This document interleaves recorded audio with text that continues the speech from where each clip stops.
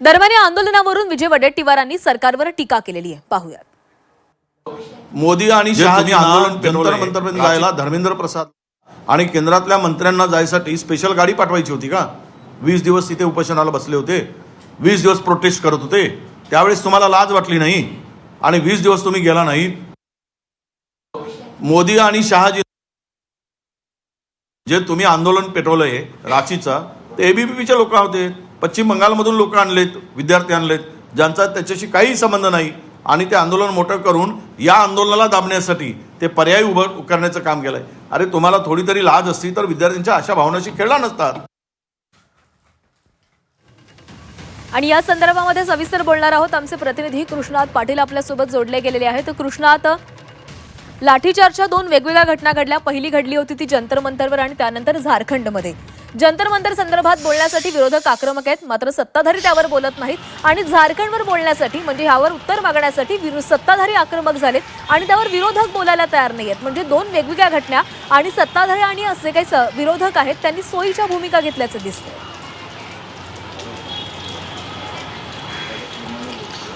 नक्कीच सोयीच्या भूमिका ह्या आहेतच, कारण विद्यार्थ्यांचा लाठीमारा हा दिल्लीतला असो किंवा झारखंडमधला असो त्याचा निषेध व्यक्त करणं गरजेचंच आहे. परंतु ज्या पद्धतीनं दिल्लीतल्या आंदोलनांच्या लाठीमारानंतर आत्तापर्यंत विरोधक हे आक्रमक झालेले पाहायला मिळत होते. इंडिया आघाडीचे सर्व भाजप जे नगरसेवक आहेत इंडिया आघाडीचे, ते भाजपवर तुटून पडत होते.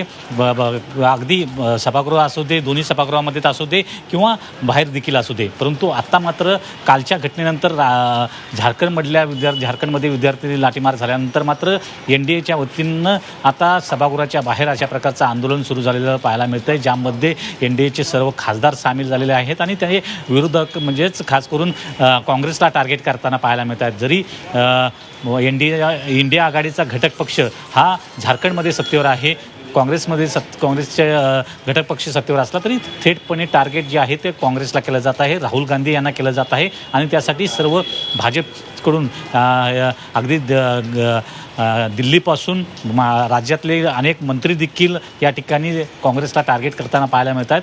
जरी झारखंडमधल्या विद्यार्थ्यांचा लाठीमार असेल तरी त्या माध्यमातून आता हे राजकारण जे आहे ते इंडिया आघाडी विरुद्ध NDA अशा प्रकारचं, काँग्रेस विरुद्ध भाजप अशा प्रकारचं होताना पाहायला मिळते. आणि विद्यार्थ्यांचा लाठीमार दूर राहिला, परंतु विद्यार्थ्यांचे प्रश्न दूर राहिले. दोन्ही लाठीमाराच्या दृष्टिकोनात दोन्ही घटना ज्या आहेत त्या पाहिल्या गेल्यात तर राजकारण हे प्रामुख्यानं सुरू झालेलं पाहायला मिळते. नक्कीच कृष्णा, तर या दोन्ही घटनांमध्ये होरपळला गेला तो विद्यार्थी, मात्र त्या मुद्द्यांवर विद्यार्थ्यांवर बोलण्याऐवजी आता राजकारण सुरू झालेलं आहे. धन्यवाद दिलेल्या माहितीसाठी.